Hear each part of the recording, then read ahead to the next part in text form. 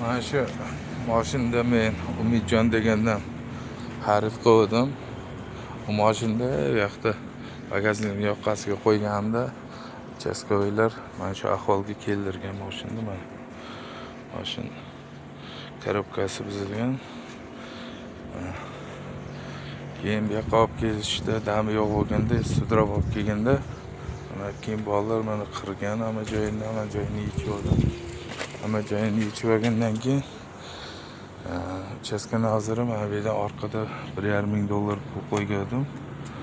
O'sha pulni olgan ichida mana защитнигini sindirgan.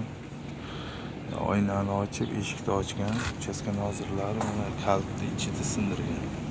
Mana bakovoylar hammasini yechib olgan. O'sha kuni men xotinim yozsa ham, nima qilsa ham hech kim quloq solmadi, nima qilmadi. Mana bakovoylarda hammasini yechib olgan, bolalarga ayttirib, nima qilib, o'sha ahvolda menga nima qilib mashinada egasi nima qilib yana 4,600,000 nima qarz ikkinchi отделda uchastka noziri aytibdi, ushbu ishingizni 83.2 bilan yopaman deyapti. Qanday yopadi bu ishni bilmayman. Mashina shu ahvolda chirib yotibdi. Meni aldagan, men ruhiy kasalman, pravam yo'q. Mashina haydab kelib o'zi magazin oldiga qo'yadi.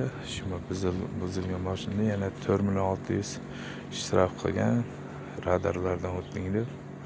Nima qildi, hurmatli bosh prokuror, sizga ushbu videoni jo'natsam, chora ko'rib berishingizni so'rayman.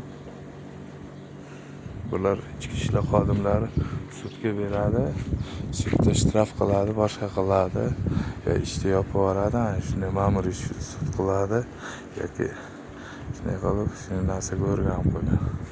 Menga nazoratga olishib, menga ushbu mashinani aldab sotgandan $2,000 puldi va ichida $1,500 $2,000, по-моему, $1,500 pulim bor edi ichida.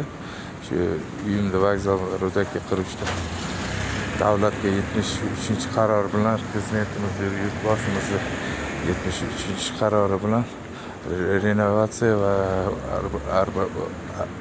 urbanizatsiya bo'ldi, snos bo'ldi. Topshirdim-da, o'sha yerdan uy oldim. Mana shu uyda qo'ni qo'shnilarim yaxshi chiqmadi. Lekin mana shu davlat himoyasidagi uyda nima qilib, shu yerdan ham ichkaridan kadastr nima 2 etajli uy imorat solgan. Bu mana bu yerda turar joy va hovliga kirish darvoza ustunlari arxitektura yodgorligiga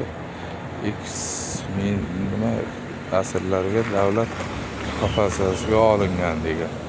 Lekin qayerdan bunaqa muhofazaga olingan? Xalqni qiynab taylayapti-ku. Chora ko'rishingizni so'rayman. Men Begaliyev Bahriddin Ablaqulovich.